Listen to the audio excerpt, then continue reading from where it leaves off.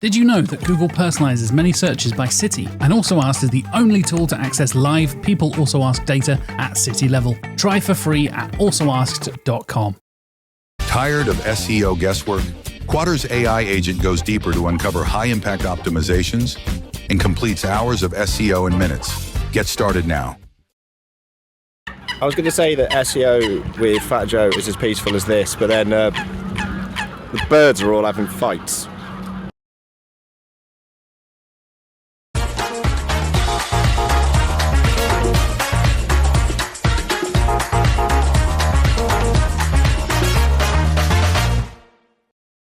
Thank you for that. So, event's almost done. We're gonna do a technical deep dive. I'm probably gonna guess you guys are quite tired, but we're gonna try and keep you guys awake. So my name is Frank, I'm an SEO specialist at Dijk, and today I'm gonna talk about vector embeddings. So if you listen carefully today, I'm gonna show you guys how you can automate redirects, how you can handle AI hallucinations a little bit better, and I'm gonna explain to you guys what vector embeddings actually are. So a big problem between communication of humans and computers is that we do not speak the same language. So we humans, we like to think in concepts, we use words, meaning, but computers, they don't work that way. They like to process data, they like to use probabilities. But there is a way that we can come together and communicate a little bit better, and that has obviously something to do with vector embeddings. So vector embeddings isn't something new. It's been out there for decades, but it's becoming way and way more popular in the recent years. So fun fact, Chris and I, we met talking about vector embeddings on LinkedIn, later to find out that we're both speaking at brightonSEO at the same time. It's pretty funny. But even if you look at the trend line in Google Trends, you can really see it rising from the end of 2022. That has obviously something to do with a tool that got released back then. So, what actually are vector embeddings? So a vector embedding is a numerical representation of data that can be showcased in a multidimensional space. And I know this sounds really technical, but all you need to know is that a vector embedding is these numbers here at the bottom. And they've been created by an embedding model based on some data, which is probably going to be content. So you can basically see the embedding model as a Google Translate or DeepL for communication between humans and computers. So for example, we got the word cat. We push that through an embedding model, and what the embedding model will do is it will rate the word cat based on different dimensions. So in this case, we'll rate it on, is it a living being? Yeah, pretty high score. Is it possible to cuddle a cat? Yeah, pretty high score. Is it dangerous? Not really, give it a negative score. And is it loyal? Yeah, pretty decent score. But for example, a dog is a way more loyal animal than a cat, so it get a higher loyalty score. So another example. Here we got the words cat, dog, pet, and lion. And when we look at this as humans, we see cat and dog, those are both pets, so the three words, they have something in common. But for example, the word lion has something to do with cat, because yeah, it basically is a big cat. So for computers, this is quite hard to do. For us humans, it's easy, but for a computer, it isn't. But when we push this word through an embedding model and we got these vector embeddings, now that is actually possible. So if we would visualize these words, it will look something like this. And what you can clearly see is that the dog, cat, and pet, quite similar to each other. You got the lion, quite similar to cat. And what you can also see is that lion has something to do with the word pet, because yeah, some people like to have a lion as a pet. But it has nothing to do with a dog, for example. And the funny thing is we can just do a math calculation to see the similarity between different vector embeddings. And this is what we call cosine similarity. So cosine similarity basically means the angle between different vector embeddings in a multi-dimensional space. So for us humans, it's easy to think of 2 or 3 dimensions, but 1,000 dimensions is quite difficult. But for a computer, this is very possible. And yeah, we can do that, and then it can just calculate this angle, which is the cosine similarity. And this is always a score between 0 and 1, where 0 means no similarity and 1 means absolutely identical. And similarity really seems to occur around 0.85. This is when we see the words as humans, we'll see like, these are pretty similar to each other. And good to know as well is that you can go negative as well. If 2 words mean the exact opposite, for example, dead and being alive, it will get a negative score. So the animals we used earlier, the lion, cat, and dog, when we would visualize it based on 3 dimensions as keeping it as a pet, how dangerous the animal is, and how kind the animal is, it will look something like this. But if we add more animals to it, you can clearly see some similarities between different animals. So you can see the lion and fox, they'll probably get a quite high cosine similarity. Same for cat and dog. So this can be quite interesting as well to do with your website to see which pages are similar to each other. So vector embeddings, they are used all over the internet. For example, by recommendation systems, YouTube to show you the next YouTube video, but as well Spotify to show you the next song you should listen to, or a web shop for other products that you might like based on the product that you're currently on. But as well for chatbots to know based on which content it can answer your question, and as well search engines. Search engines use vector embeddings as well in their algorithm. Because when we search for a word like spring, this has different meanings. It can mean mountain spring, spring mattress, spring season. But when we search for one of the 3, the other one become irrelevant. Right now we search for spring season. So for Google it might be interesting to show springtime, spring fever, maybe even the word summer, which doesn't even contain spring or season. And that's because, for a while, we're not living in a keyword era anymore. We're living in a search intent era. Google is not interested in showing us the page that's best optimized for keyword. It's interested in showing a web page that suits our search intent best. So before getting practical, I'm going to explain one more thing. So that's a vector database. And what a vector database is a database filled with vector embeddings. That's not so difficult, but where it's becoming hard, but quite interesting, is when you connect that to an AI application. So we got a data set, something like a website, maybe 100,000 URLs. We push that through an embedding model, so we now have vector embeddings, and we store those inside of our vector database. And normally, when we would have an interaction with the large language model, for example, ChatGPT, it will get a user question and then generate an answer based on its own knowledge. And this just simply isn't ideal because, sometimes it makes up stuff. You don't know which data it uses. But when we use a vector database for this, it works a little bit better. So we got the user question, push that through an embedding model, and we then do a semantic search inside of our vector database. And what we get back is relevant data that we can send to a large language model, for example, ChatGPT, and then create an answer. Because there is something like a token limit, and this is what the official documentation of OpenAI says. I know there's quite a lot of stories that it should be higher or lower. Even if you ask ChatGPT, it will give a different answer every time. But the fact is there is a token limit. So you can't just simply send it your website and then expect it to understand it. You could think of a workaround by doing it page by page, but this is not working as well because there's also something like a context window. So after a while, ChatGPT seems to forget what data you provided it. But when we use a vector database, this isn't a problem anymore. So we got our user question as a vector embedding, and what we then do is a semantic search to find other vector embeddings with a high cosine similarity. And we get that data, and that is what we send to ChatGPT, so that we don't have to worry about any token limit, because we're just sharing the data that has the most similarity to our user question. And this has major advantages. This helps to prevent hallucinations.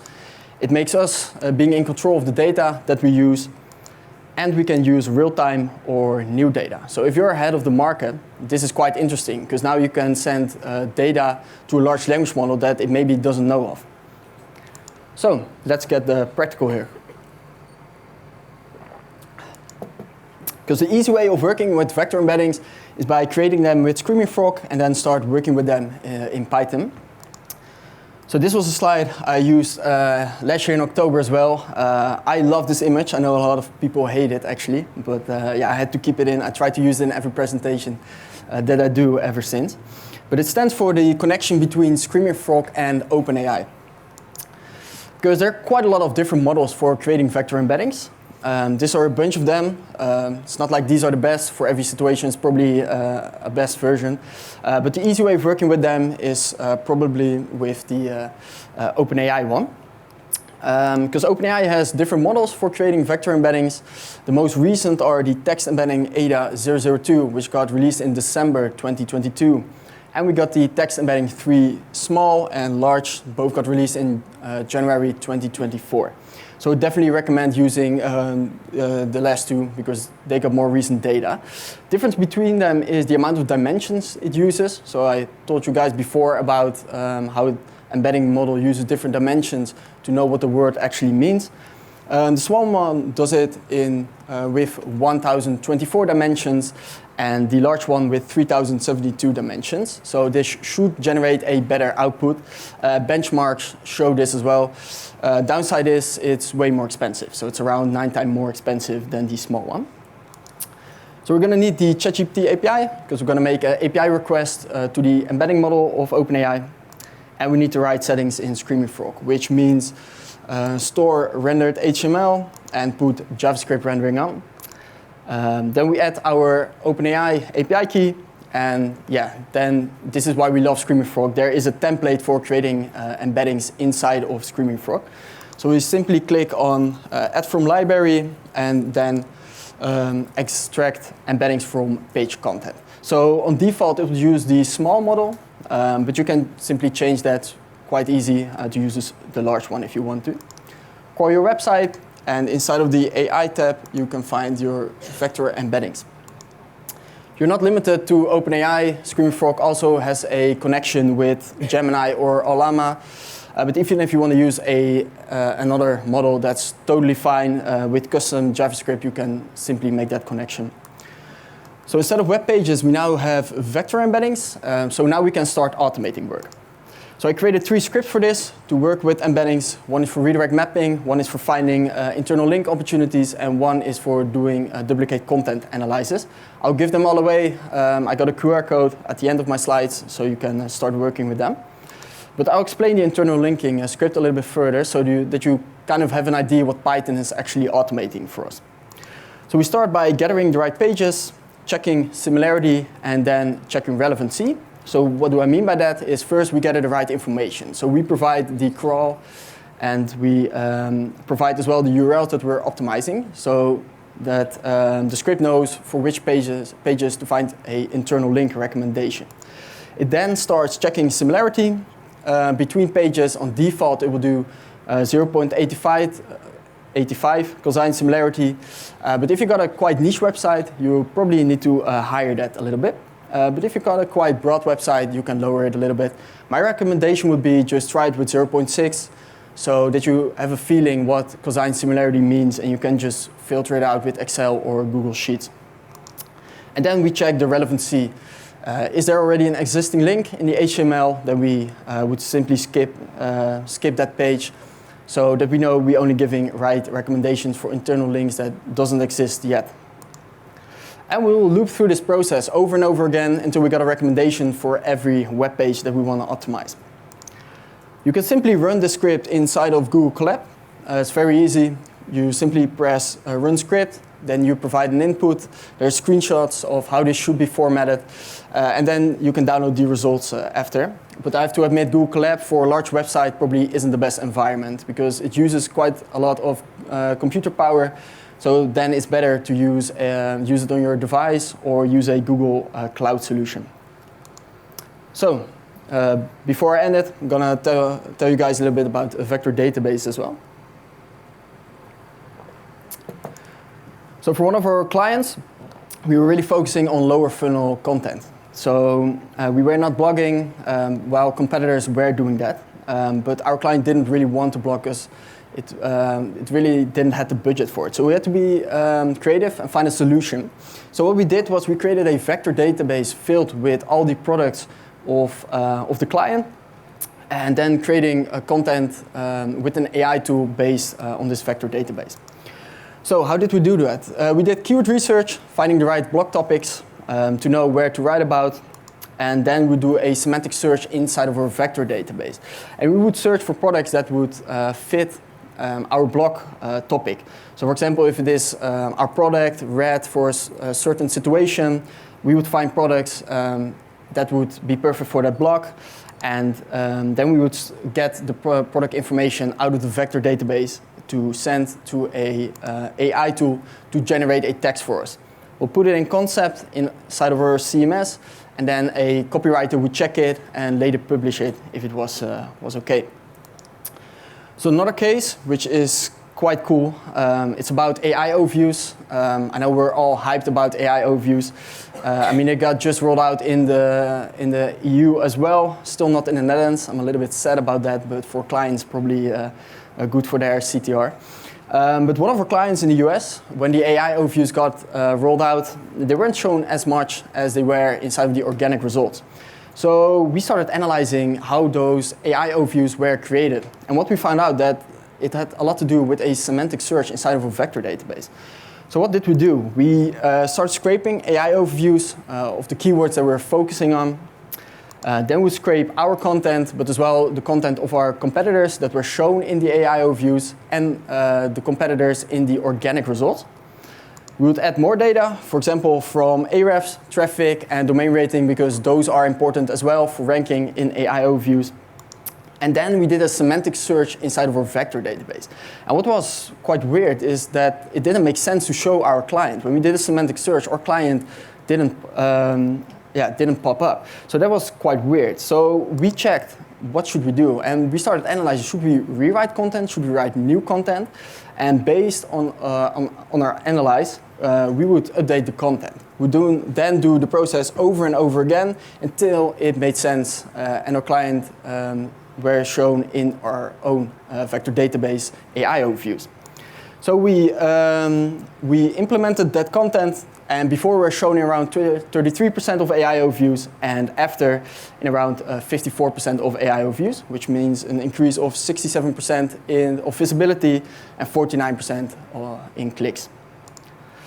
So if I can give you one advice today, it will be join the embedding movement. It's really fun to work with, to experiment with, and I really believe this is the future of communicating with AI tools.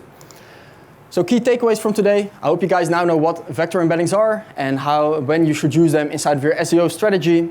I hope you guys can now know, you guys can now automate certain parts of your SEO work.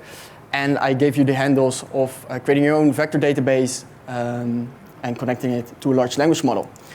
Thank you guys for attending my talk. Feel free to connect. I love talking about this technical stuff. If you want to get the slides and automations, you can scan the QR code. Thank you.